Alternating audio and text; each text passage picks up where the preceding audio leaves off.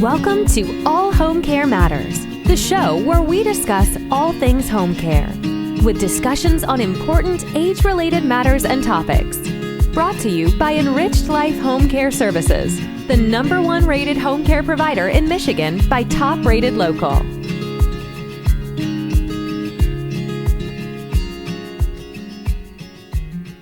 Hello and welcome back to All Home Care Matters. If this is your first time visiting us here at the show, we want to say thank you for taking time out to be with us today. We appreciate how valuable everyone's time is, and that's why we try and make each episode here at All Home Care Matters something that will hopefully matter to you. Today, we are honored to welcome 3 remarkable guests: Denise M. Brown, founder of CaringOurWay.com, and doctors Laura Gitlin and Eric Jukowitz, the co-founders of Plans for Care. Welcome, everyone. Thanks for having us, Lance. Yeah, we're excited for the conversation. Always a pleasure to see you all. Denise, always a pleasure to get to learn about all the exciting things you are up to. And welcome both Dr. Laura and Dr. Eric. I want to start with you, Laura. And is it okay if I call you Laura, or do you prefer Doc? Absolutely, of course, please. You know, I'm talking about Plans for Care. Why don't you explain to our viewers and listeners what Plans for Care is? Yeah, well, first, let me back up give you a historical perspective here. I've been involved, I'm a researcher, scientist, intervention scientist, and for over 40 years, I've been developing with my teams innovative, novel, home-based programs for family caregivers and people living with dementia to improve their quality of life. And all of my interventions are shown to be effective, which is really the great news. It's wonderful. We have great outcomes in all different approaches to supporting the person living with dementia and the family caregiver. But the interventions are extremely labor intensive. It requires health providers, occupational therapists, nurses, social workers, etc., to go through extensive training. And then these programs take place in the home, and they're clinically heavy, if you will. They take a lot of time. Some programs are reimbursable within the current healthcare marketplace, but others aren't. And so there's a huge gap between the evidence and what we know is helpful to caregivers, and then how to get that evidence out to them. And in thinking about this and in partnering with Eric, it was basically his idea. He suggested that we take a look at what we do and develop digital platforms that health providers and caregivers could easily access the knowledge and strategies that we had tested for over many years. So we formed Plans for Care. Eric and I co-founded with another person we have collaborated with, Dr. Kathy Pearsall. And we received funding from the National Institute on Aging to create a consumer-facing digital platform for family caregivers that encapsulates all the lessons we've learned through our clinically heavy programs. And the database will be very helpful to upskill, if you will, health providers in general. It can be used in many different ways, and then eventually when it's commercialized for family caregivers. So that's a little bit of the history, but the company's dedicated to developing all different kinds of digital solutions to improve dementia care for providers and family caregivers. That's wonderful. You know, you talked a little bit about the history and explained what it is, but tell us about your work to support dementia family caregivers and the care strategies that you developed as a result of that. Yeah, so everything we do follows very specific principles. One is that it's very family focused and family directed, if you will. We address what matters most to the person living with dementia and or the family caregiver. And we develop all different kinds of what are referred to as non-drug or non-pharmacologic strategies that can address a lot of the challenges that families have at home.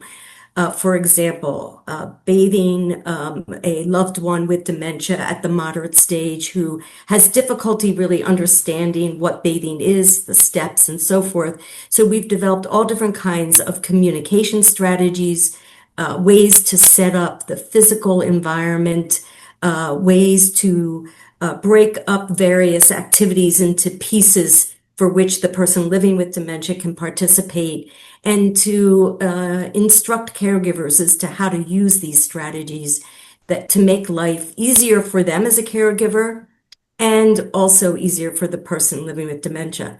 And we've shown that these strategies can prevent and mitigate really big, very common dementia care challenges, as well as improve a caregiver's well-being, as well as help people stay in the home or their location of choice. Oh, that's wonderful. And I'm going to go to you, Eric, as the other co-founder. Why was it important to create Plans for Care with Laura and your other partner, Kathy? For me, I wanted to create Plans for Care out of frustration that all the work I had been involved in from the research side of things was showing, as Laura said, positive benefits, but was never leaving the walls of the university. So we all come from a research background, conducting randomized trials or evaluating interventions that have been in practice using observational data. And the evidence was always fairly consistent that when these things were implemented in practice, they work. But they were implemented in really defined, specific settings that weren't accessible to everybody. And it really led to a frustration of mine. And in the last 2 or 3 years, there's been a proliferation of different caregiver dementia support programs out there. And I felt that there was a need and an opportunity to try to contribute to that by offering evidence-based solutions. And that was really the, I'd say, impetus for founding Plans for Care. There's a clear unmet need. Other people are trying to solve this problem and presenting solutions. And I thought there was a gap in terms of bringing forth evidence-based strategies that could be then implemented at scale and more widely available to folks. And so to me, it's a continuation of the mission we have from the research side of things to understand what works, what doesn't work, and for those things that do work, to try to disseminate and implement them more broadly. And to do that, the logical extension for us was to create organization, Plans for Care, that could house these evidence-based programs and do so in a sustainable way that isn't dependent on getting research grants and studying it, but that supports itself through a commercial sort of entity. That's wonderful. We're going to go to Denise here in a second, but I need to know, Eric, how did you connect with Denise? Denise and I had started working together, I think about 1.5 years, 2 years ago, and we met through just another colleague of ours, a shared sort of friend who is not in the really aging space, but we both know her, and she had sent us a note saying, you two should talk to each other. So we actually, Denise and I met in person for the first time last week or the week before in Orlando. Up until then, we had been meeting almost weekly via Zoom, face-to-face, initially thinking through sort of our shared interest and passion in sort of the aging field about what we were doing and opportunities for collaboration. And slowly our discussions started building on each other, where we really saw an opportunity where we complement what each of us are doing. So I think we started meeting, about 1.5 years ago, and since then have quickly become close colleagues, friends, and have enjoyed also working together. That's wonderful. Yeah, well, I mean, for this program, I could think of no one better than to have Denise, on your side. So, Denise, with that wonderful, flattering introduction, welcome back. I wanted you to tell us a little bit about the pilot program. After Eric and I had been meeting for just a little over 1 year, we decided we had the idea for a pilot program. And what we did was really matched certified caregiving consultants who are former family caregivers who have completed this specialized training I offer with Plans for Care. And then what we decided to do was invite family caregivers to participate in the pilot program, to receive 5 free coaching calls to resolve 3 care challenges. And it was awesome. It was so insightful to take what Plans for Care has developed and move it into real world interactions led by a coach, a certified caregiving consultant who's working with a family caregiver. And what was interesting is we kind of opened it up to invite anyone who is caring for a family member with dementia to become part of the pilot program. And we ended up having some families go through the program together. So, for instance, I coached Virginia, who's 92 years old, who cares for her husband, who's 92. And our first coaching call included Virginia and her daughter. And then two other daughters joined coaching calls the next few weeks. And then, so it's at five of us. Wait, so four and me is five, right? So the five of us connected every week then to talk through how do we support Virginia in her care for her husband. And it was really powerful. And what was interesting is using Plans for Care included actually having an insight into Virginia's husband and his everyday function. That was what we did in the very first coaching session, was really determine what's Virginia's husband's abilities based on his cognitive level.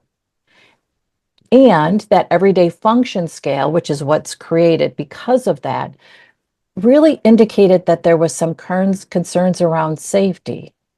If there was some emergency, for instance, in the house, we knew that Georgia's husband wouldn't be able to respond appropriately. So that came out of this everyday function scale, which led to resolving one of the three care challenges, which is what to do in case of an emergency. So Virginia was able to get a personal emergency response system for herself, and the daughters were able to install a camera in the home so that if needed, one of the daughters could actually observe what's happening in the house. And it was huge. The other thing that the siblings created was an everyday check-in with Virginia, just to make sure everything was going okay. That was one of the care challenges that we were working on when Virginia started sharing, I'm just having a hard time getting my husband to shower. And it was one of those things that was just a casual, but I kept thinking, okay, we have to think through the showering. In the fifth session, we talked more about the showering, and we were able to think through what's the strategy that's going to help Virginia. And the sixth session, which was a week later, we were doing updates really around family emergency planning. Where is Virginia with the personal emergency response? And 30 minutes into the session, she said, oh, by the way, I was able to give my husband a shower on Saturday. And we were so happy and excited for her. And it helped to be able to tell her, here's the strategies with communication, and then to follow up with Plans for Care, which is just strategies to use around communication specific to showering. So Virginia heard the words she could use, and then she could read based on this care plan what words she could use. And what was also helpful is this care strategy that we developed based on the everyday function scale means that there's a reminder for Virginia and other family caregivers what's possible for their caree. Because Virginia would say, you know, I just am remembering what he could do 20 years ago. It's hard for me to adjust to what he can do today. So this care challenge, this care strategy, the action plan that included the everyday function scale became this ever-present reminder about what's possible today, what to adjust so that her husband feels like he's having success today. That was really powerful. Yeah, and I want to jump in real quick, Denise. For those watching or listening, that is monumental because, you know, you and I both have long histories of being family caregivers. So we've been on the family side of it. There's not a lot of support there when you're going through this caregiving journey. You need to find it. A lot of healthcare professionals aren't familiar even with what family caregivers are going through and how to prepare them so that they can subsequently help provide care for their loved one. And that's kind of why you and I do what we do now. I just don't want to speak for the Eric and Laura because I don't know their backstory. But when you have a loved one, especially with dementia, and 94-year-old Virginia, it's hard for her to bathe or shower her husband. I can only imagine. That is an emergency. That is, an enormous hill you have to climb, and to have that kind of support readily available, I think is just vitally crucial to the success and outcome of not only Virginia's well-being and health, but her husband's as well. So that is a tremendous story. And I think with your background as being a family caregiver, it gives you a stronger appreciation and also an understanding of what family caregivers are going through. You're not just doing this as a job, right? Go ahead. Ian, what's so interesting about this is it was embarrassing for Virginia to go out socially and feel like I didn't shower my husband today. Now, whether or not others noticed, it didn't matter. She knew. And her comfort level in being active socially was important for him to shower. So one of the things that we really looked at with the pilot program is how can we impact stress that the family caregiver experiences, plus their caree's stress, plus quality of life. And the showering is quality of life for both family caregiver and caree. And it's for reasons that we don't necessarily automatically go to, which includes comfort level in social situations, which is so important for quality of life. We never want a family caregiver to say, I can't participate in this social function because I haven't been able to shower my caree. And it's not because the family caregiver is doing anything wrong. It's because it's that hard. So if we can impact that, then we impact all the other parts of quality of life for that family caregiver. Absolutely. And the emergency now might be the showering, but the emergency next month might be, I got them showered, but now they won't put their clothes on. I mean, it's a constant phase of caregiving that's constantly changing as well. Laura, let's go back to you. Hearing these wonderful outcomes that, Denise has been a part of with the pilot program and things, when for you did you realize the care strategies could become a database of solution for these family caregivers?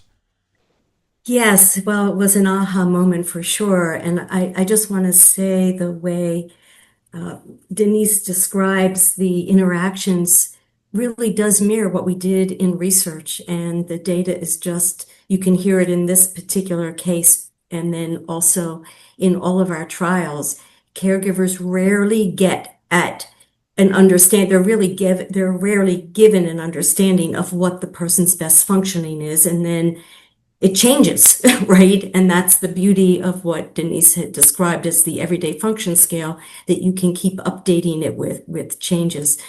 But we have a book, it's Gitlin and Pearsall, it's available on Amazon. It's called A Caregiver's Guide to Activities and Other Strategies. And that includes a lot of the strategies that Denise is now using. So we had a book, and the book is sort of like our pre-database. And we just kept thinking in terms of what Eric was saying, how do we get this out? Yes, caregivers can purchase the book, health providers can purchase the book, but we have to make it more accessible. And then how do you know which strategy to use? It's just a checklist. The Washington Post reviewed the book and said, sometimes you just need a checklist, and that's true. But you need health providers and caregivers need to understand what will work for whom and when. And that's what the database allowed us to do. It's a much more sophisticated approach to linking these strategies to the best functioning of the person, to the care challenge, to the caregiver's ability to implement the strategies. And that is the beauty in that respect of technology, that it allows us to link these things, the back end of the database, in such a way that Denise can offer Virginia and her daughters very specific strategies for their situation. Because honestly, they could buy the book or they could go online to the National Institute on Aging's websites for tips. And caregivers will tell you, I know all these tips, but they don't know how to implement it in their context. And what should they be saying? We say, speak in a calm voice, but what do you say? And that's what Denise is practicing with caregivers, exactly what to say, because the everyday function scale helped her to understand how to communicate to Virginia and her daughters what the husband can understand and what he can't understand. He may not be able to initiate. He may need help just with verbal words, verbal cueing to pick up the washcloth and wash the arms. But that's what the database allows you to do. So, yeah. So it's a slow process for us in coming to this, but the technology has been there for a while, but it took us a while to get there. That's tremendous. Before we go on, Laura, how would you describe the program to somebody listening or watching? Is this a membership? Is it, is it a wiki? Like, what is the experience like from the user side? Well, I think I'm going to let Denise and Eric answer the question, but I want to say that Plans for Care is now developing several different, I'll call them products. One is the database that would be accessible to health providers and to care advocates that Denise is working with, for example, so that they have ready access to strategies that, again, are personalized to a care context.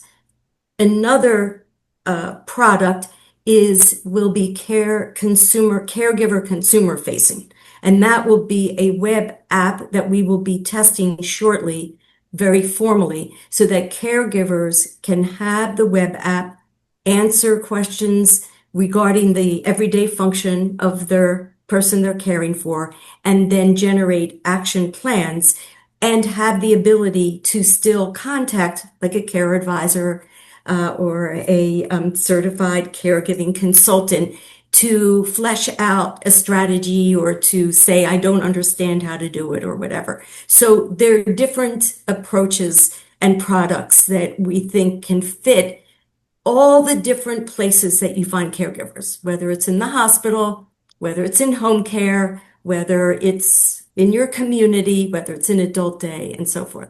But I think Eric and Denise would have other ways of framing this to your important question. Yeah, well, you're setting me up perfectly because I'm going to go to Eric next. But before I do, how did you and Eric end up connecting?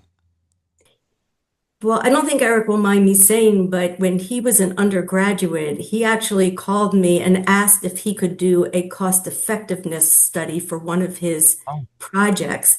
And that was, I had published a study that was nationally very, very important for frail older adults, and we never did a cost analysis. So that's how we met, and that's how our scholarly partnership began as an undergraduate. And he did an amazing job, and we published it. And then he moved on to other interventions and clinical trials. And for all the clinical trials we have, we always add a cost analysis piece, which Eric leads, and then his own methodologies and microsimulation approaches have really made it's a huge breakthrough in understanding the policy and cost implications of these evidence-based programs. That's wonderful. Thank you. So, Eric, we're going to go back to you. I want to talk a little bit more about the pilot program. So you're doing a lot of the analyzing, it sounds like. What were the results for the pilot program that you found? Yeah, so our goal when we started the pilot program was to enroll 25 caregivers. And the first thing that stuck out to me was how quickly we were able to sign up caregivers. And I think it's a testament to Denise and the CCC's reach, but also speaks to the large unmet need that caregivers are facing. So we had 25 caregivers sign up in less than 3 weeks, which coming from the research side of things is super fast. So we had 25 caregivers sign up, about 16 completed 5 sessions. I think 4 caregivers stopped at one point or another because their family member had passed away, so the program was no longer relevant for them. And there were 1 or 2 caregivers who were able to either resolve their care challenges sort of sooner before the end of the 5 sessions, and 1 or 2 who felt like the program wasn't for them. But to me, the ability to sign and engage with caregivers so quickly was powerful. And the fact that so many had completed the program, I think, was powerful as well. So when we looked at the caregivers who enrolled in the program, on average, they were 59 years of age. Most were women, so females, and about 75% were white, with the rest being sort of a non-white race. The person with dementia, carry sort of demographics, on average, they were about 70 years of age, and they were actually fairly split between men and women. 52% were males. In terms of, so we like to think of things in terms of like process and then the outcomes measure. So process is like how things are done and sort of capture elements around the program delivery. Session lengths on average were about 50 minutes. And what was nice is it was consistently 50 minutes across each session. So to me, that speaks to like the level of deep and meaningful engagement that caregivers were having. It wasn't just, a ton of time up front enrolling people, but really consistent throughout the program, speaking to the value of the engagement and I think the level of detail that was happening during those sessions. For the people who completed all 5 sessions, what was also powerful and stuck out to us from the data side of things, people were doing this in about a month. It took about 29 days to do all 5 sessions. So it's a fairly quick period of time. And when we talk about the results in a second, I think keeping in context how quickly people were able to complete 5 sessions, and then what you're going to hear in terms of the impact is really powerful. So this is not something that's drawn out across 6, 7, 12 months. This is 1 month, a meaningful impact in that period of time. So about a week between sessions. But what was interesting in the data was during the middle sort of sessions, we were seeing that the time between sort of the 2nd and 3rd session or 3rd and 4th session was actually a little longer than a week. And we weren't sure why. And we actually met with the CCCs. And what was happening where CCCs were purposely scheduling sessions longer in the middle periods so that caregivers had more time to try and implement the strategies. So really thoughtful in terms of the scheduling of when things were happening, which was nice. We one of the key things that the Plans for Care database requires is doing the everyday function scale, which is the way of identifying the abilities of the person with memory impairment or dementia. And we differentiate between 8 different levels of functioning, from the very early stages of sort of memory impairment where somebody can live independently on their own, all the way to the far end, end stage, somebody requiring 24/7 support, can't feed themselves, and then everywhere in between. And, kind of figuring out where somebody is on the 2 extremes of the ends is straightforward. What becomes hard is figuring out where they are in that gradient. But the CCCs with the caregivers completed the everyday function. And what was nice is, or interesting, I should say, is we saw sort of a normal distribution of where participants lied on that. So most people identified the person they cared for sort of in this middle stage of dementia. And then on the extremes were sort of lower numbers. And it kind of represented a nice sort of normal distribution, really informative into sort of thinking about the characteristics of people that were participating. We saw that caregivers and the CCCs worked on 144 care challenges. Of that, 44 were unique care challenges. So there's a lot of overlap in terms of what people are identifying as what their care challenges are. We looked at the top 10 care challenges, and 5 of the top 10 were sort of these dementia-related behaviors. So the most common care challenge people wanted to work on was hallucinations and delusions, for example. Other common behaviors that were selected in the top 10, restlessness of the person with dementia, repetitive questioning, agitation, and anxiety or worrying, sort of rounded out. So 5 of the top 10 care challenges are sort of these dementia-related behaviors, and that's really consistent, I think, also with what we see from the research side of things, where like the behavioral symptoms are what really challenge caregivers and what they're really looking for solutions for. The other challenges in the top 10 were around, I'd say, supporting the caregiver themselves. So thinking about caregivers saying, how do I structure time or find time for myself? How do I help deal or manage my feelings of being stressed or overwhelmed? Or how can I talk and communicate more effectively with healthcare providers or the care team of my person with dementia? So in terms of the, we'll call them sort of the outcomes, what we did is before people participated in a session, we asked them a series of questions. And then after, ideally, their 5th session, but if people completed earlier, after their sort of last session, we asked them similar types of questions. And for all these questions, what we saw were sort of changes in, I would say, like positive improvements. So for questions related to sort of how stressed are you? It was a 1 to 5 scale. 5 super stressed, very stressed, 1 not stressed at all. Before they participated in the program, the average stress score for caregivers was around 3.6, almost 4. After participating in the program, it went down to 3.1. So really meaningful improvement. How stressed do you think your caree is, the person with dementia? Before participating in the program, on average, 3.3. After participating in the program, 2.7. So again, meaningful improvements, all in sort of the right direction, meaning people are having improvements. We asked an instrument that's called the Perceived Change Index. That actually was developed by Laura in some of her research. And it speaks to and asks a series of questions around caregiver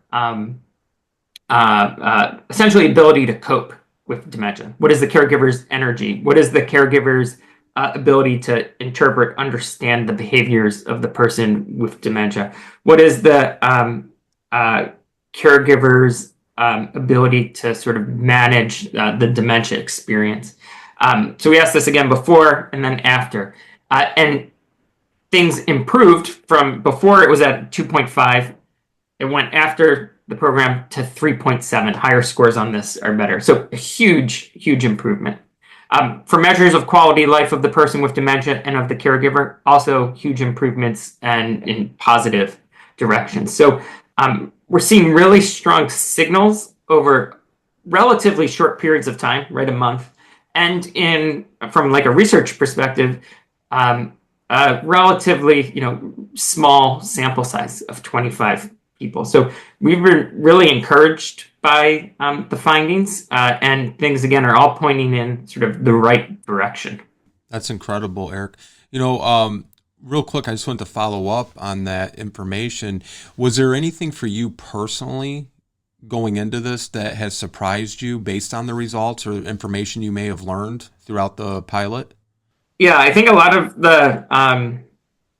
there was a lot of sort of qualitative data that helped reinforce what we were seeing in the sort of quantitative measures. And to me, the things that stick out from the qualitative data, which I may not have expected going in, but kind of made sense after the fact, was the value of having peer support and somebody to talk to. It seemed like there was a huge unmet need in the community of caregivers of somebody that they could relate to. And so I think we never thought, and I don't think we've built plans for care with the intent of replacing sort of a support person or staff member, but the data really reinforced the value of having a well-trained staff member who can relate to a caregiver on a personal level. And to me, that's like really what stuck out and kind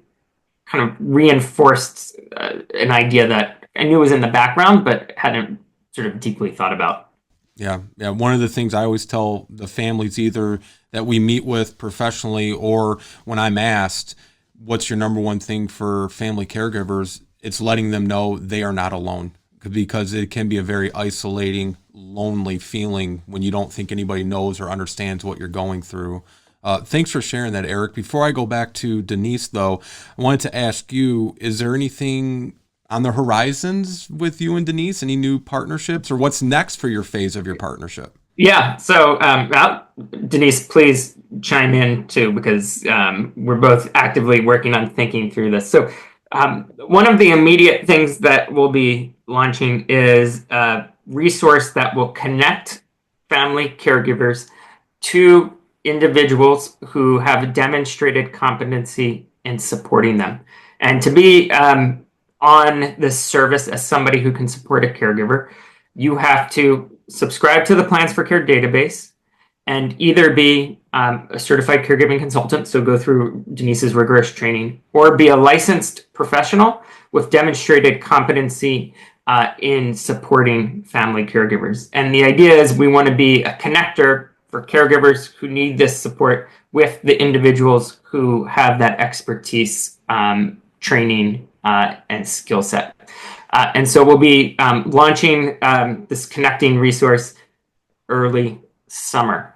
The other thing Denise and I are working on together is we've sort of merged Denise's training. So an individual can now go through Denise's CCC training, and then after that, be automatically linked up with access to the Plans for Care database. And so that's a nice complement to being a CCC. We just got off a call earlier today talking with a care management organization, and they want to integrate the training with the Plans for Care database as part of their workflow. And so moving forward, we're going to continue to offer sort of the joint training from Denise with the add-on of Plans for Care. That's incredible. And I love to hear that, because, I'm on the professional side with our home care company, but also, doing this with the podcast. And a lot of families, they know of, and I'm not going to name names, they know of platforms that they think are going to bring them a caregiver or bring them a babysitter. And those are just people that there's no threshold. There's no, gatekeeper. You just sign up and you can be listed on there. And with Denise's, rigorous training, like you mentioned, and certification and the standards that she brings to this field, you're going to be getting somebody competent and qualified, not just a body looking for a job or what have you. So I love hearing that. And that just means we'll have to have you guys back on when it launches so we can talk about that too. But that to me was, I had the similar observation, and that seemed like a major gap in available resources. So having a requirement for a certain level of competency, I think, is important. And we hope that resonates with caregivers and that can feel trusted in knowing that they're being linked with somebody that has expertise. The other sort of innovative piece of what we're doing is we are not facilitating people going into the home, but we're extending what the lessons learned from the pilot with Denise and some of our other research work, and providing the support telephonically, over the phone, Zoom. And so we think that's important because it has an opportunity for broader reach. Yeah. We can support caregivers in rural Alaska all the way to New York City, but by delivering it remotely, we know that that's an effective strategy, and we hope and I think believe that it can reach more caregivers, people who need the support. That's incredible, Eric. And you know what? We actually had family caregivers in Canada who joined our pilot program. Wonderful. So you could say that we are global. Yeah. And somebody from Hawaii too, right? Yes. Yes. So, yeah. That's incredible. Before we wrap up, I just want to go to Denise, and we'll close with Laura. Denise, just knowing you the way I do, and I was explaining to Laura and Eric before you had joined, they'd asked how long we've known each other. I said personally a few years now, or personally a few years from now, but professionally from a distance for many years when you were leading these wonderful chats, and I know you still do a lot of that. This Plans for Care has to be just like you and a kid in a candy store. I mean, this seems to cover everything that you and I've talked about, or you think about, and the things we identify where family caregivers need support, they need direction, they're not getting it, unfortunately, in their communities, they're going online. But here you're bringing your wealth of experience and reputation. You have the research and the analysis from Laura and Eric. What does Plans for Care mean to you? I just got to hear what you think of it, because you just got to be extremely proud. Can you imagine? I know it's like a dream come true. Honestly, it is a dream come true. And something occurred to me when Eric was sharing about the pilot program results and thinking through the level of confidence that a family caregiver has in a really challenging and difficult and overwhelming situation. And Virginia, for instance, when she would join our coaching calls, she would express that she did not feel confident in managing these care challenges. And when I was able to give her insights and then follow up with the action plan, it was so helpful to say to her, Virginia, you're doing what's recommended. And she would just have this sigh of relief. I am doing what's recommended, which is a huge confidence boost. Yeah. Interestingly enough, I just had my 12th coaching call with Virginia and her daughters just a few days ago. Wow. And I had asked Virginia, do you want to continue? And she had said, yes, I need to continue this. There were a couple real benefits for her, which was to connect with her daughters every week to talk this out and to have these facilitated conversations about how can we support you, Virginia, because that was always what I would say. Tell us how it's going. How can we support you? It was huge for her. And that's what we want for every family caregiver, to have a conversation with someone who gets it because they've been a family caregiver. So you have this peer support insight, plus this specialized training, plus this insight into strategies that work because the evidence supports that. I mean, wow. That's incredible. Absolutely incredible. Laura, I want to go back to you as we close, and I want to thank all three of you for joining us today and sharing this incredible resource with our audiences. But what's next for Plans for Care? Well, you just heard the exciting partnership that we'll be continuing with Denise and her group. And as we've discussed, the need is just incredibly great, and we want to address it in every which way. And so we are working with home care agencies, healthcare providers, with adult day services. Our health system is extremely fragmented. And caregivers are every which way, right? They enter the door in all of these places. We also are in conversation with primary care and neurology practices. When you go and get a diagnosis, basically the neurologist will continue follow-up in terms of medications or changing cognitive status.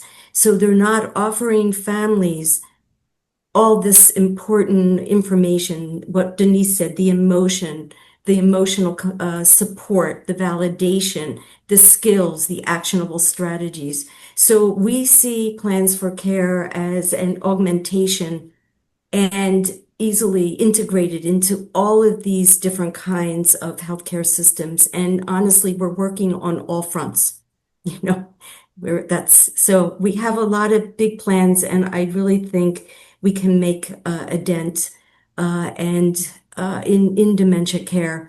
And again, I just want to emphasize, we never lose sight of it's not the technology is a tool, and it augments the kind of personal touch and wisdom and experience and evidence that Denise and her group bring. And that's very important marriage, if you will. So we will continue to be married. No, that's wonderful, and I'll be there for the ceremony. But I just want to give you guys an opportunity. I know the website is constantly evolving and changing. Where would you like for people to go that might be listening to this on the day it comes out or 5 years from now? Well, we'll give our email address for one. Yep. And then we'll put it up. I can send it to you if you can put it up post. Well, go ahead, Eric, and say it out loud, and our video guys, they will, they'll add it for you. It's Eric_Jukwitz, so ERIC_JUTKOWITZ at plansforcare.com. And the 4 is the number 4, not the sort of written out version. PLANS number 4 care.com. Thank you. How about for you, Laura? I would say that's the way to reach. The way. That's the way. Denise, people that want to learn about your certification, your website, where would you like people to go to contact you or to learn more? They can learn about our work at caringourway.com, and that's where we'll launch the solution for family caregivers in the middle of June. So you are welcome to join us. It's free to join us. We have lots of things that are going on. And again, it's caringourway.com. All right. Well, Denise M. Brown, Dr. Laura Gitlin, Dr. Eric Jukwitz, thank you guys so very much for just really shining a light on this needed resource and for really leading the charge to get it created and get it out there for family caregivers. If we can help in any way, feel free to reach out to us, and we'll look forward to watching the growth and development. Wonderful. Thank you for so having much. us. Thank you. Yeah, thank you so much, Lance. Great. Thanks, Lance. Thanks. Bye-bye. Great work on your part too. Thank you. Thank you. Thank you for joining us today here at All Home Care Matters. All Home Care Matters is here to help families as they navigate these long-term care issues. We invite you to visit us at allhomecarematters.com, where there's a private, secure, fillable form where you can give us feedback, show ideas, or if you have questions. Every form is read and responded to. And remember, you can listen to the show on any of your favorite podcast streaming platforms or watch the show on our official YouTube channel. Just make sure that you hit that subscribe button so that you never miss an episode. We'd also like to say thank you again to Denise, Laura, and Eric for joining us today. We look forward to seeing you again here at All Home Care Matters. Thank you for joining us today. We look forward to you joining us again on another episode of All Home Care Matters. To learn more about the show and to connect with us, visit us at allhomecarematters.com.